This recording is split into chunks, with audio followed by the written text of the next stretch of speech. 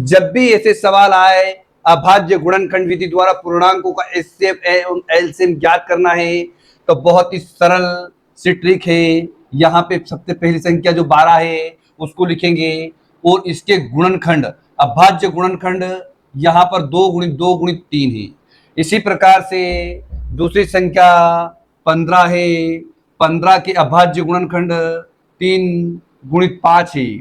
इसी प्रकार से तीसरी संख्या जो है 21 है और 21 के अभाज्य गुणनखंड 3 7 21, यानी सभी को गुणनखंड के रूप में हमने लिख दिया एलसीएम निकालकर। तो सबसे पहले हम ज्ञात करेंगे एचसीएफ। आपको पहले के सवालों में मैंने बताया था कि तीनों संख्याओं में एक जैसी संख्या कौन सी है जिसे कॉमन ले सकते हैं, तो 3 3 3 3 जो है वह तीनों संख्याओं में आ रही है एलसीएम लेने पर। तो जो एचसीएफ होता है वह तीनों संख्याओं की कॉमन होती है। और रहा सवाल अब एलसीएम।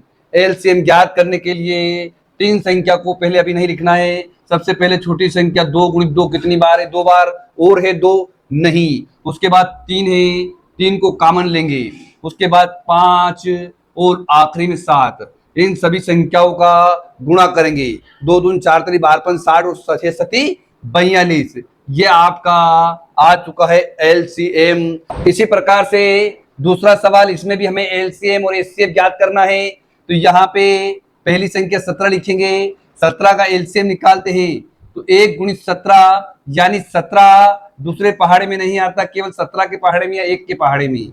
उसी प्रकार से 23 भी आपको पता है दूसरे किसी पहाड़े में नहीं आता, इसलिए 23 इंटू 1 कर दिया। नेक्स्ट अगली संख्या है आपकी 29। तो 29 भी ऐसी ही संख्या है, यह अभाज्य संख्या है, ये इसके अलावा दूसरे किसी पहाड़े में नहीं आती है, इसलिए 1 गुणित 29 हम लिख देते हैं। जरा यहाँ पे देखिए आपका एचसीएफ क्या होगा, तीनों में कॉमन क्या है, 1। और उसी प्रकार से एलसीएम ज्ञात करने के लिए तीनों संख्याओं का गुणा करेंगे, 17 गुणित 23 गुणित 29, इन सभी का आपस में गुणा करेंगे तो आएगा आपका 11,339।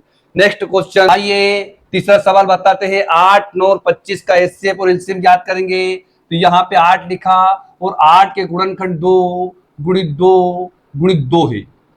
इसी प्रकार 9 के गुणनखंड 3 गुणित 3 और 25 जो संख्या है इसके गुणनखंड 25 यानी 5 गुणित 5।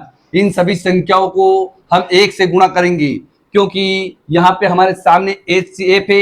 एचसीएफ ज्ञात करने के लिए कोई संख्या नहीं है और एचसीएफ 0 भी नहीं लिख सकते, यानी कोई संख्या नहीं आ रही है एचसीएफ। आप इसका मतलब लिख दीजिए एचसीएफ की हमारा एक आंसर आएगा। उसी प्रकार से एलसीएम ज्ञात करने के लिए सभी संख्याओं का गुणा करेंगे। 2 गुणित 2 गुणित 2 लिख दिया, फिर 3 गुणित 3 लिख दिया और 5 गुणित 5 लिख दिया। अब इनका गुणा करिए, 5 5 25 75, 75 दून 150, 300, 600, 76 1800, यानी आपका आंसर आया एलसीएम 1800 आया। That is solve.